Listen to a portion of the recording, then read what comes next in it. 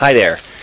I'm standing near the line that is shown on most maps as being between the coniferous trees and the deciduous trees, or the coniferous forest versus the deciduous forest. Indeed, I'm in northwestern Wisconsin, and on most maps there is this line north of which is this coniferous forest, and south is the deciduous forest.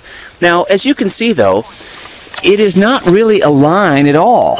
It's rather a mixture, isn't it? Even right here where this supposed line is, there are some coniferous here, but there's also deciduous. So the point is to be careful about your interpretation of maps. Oftentimes we draw lines, points, and polygons on maps to distinguish rivers and cities and lakes, for example, or land use. But these maps are generalizations of reality, right? We simplify things just because the natural world is rather complex, as you can see just with this simple example.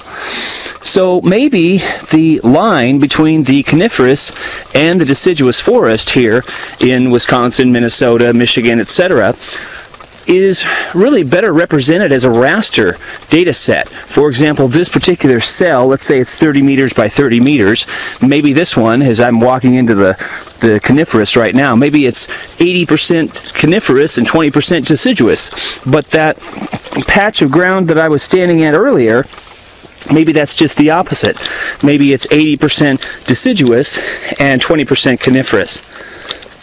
Certainly as we walk north from here, we'll have 85, 90%, 95%, and eventually get into 100% coniferous. So the natural world is rather complex. We make sense of the natural world by showing that data, that natural environment on maps, so we can make sense of the world. But remember that maps are just representations of reality. They're very useful representations, but we have to use caution into thinking about what kinds of format the data is actually represented in.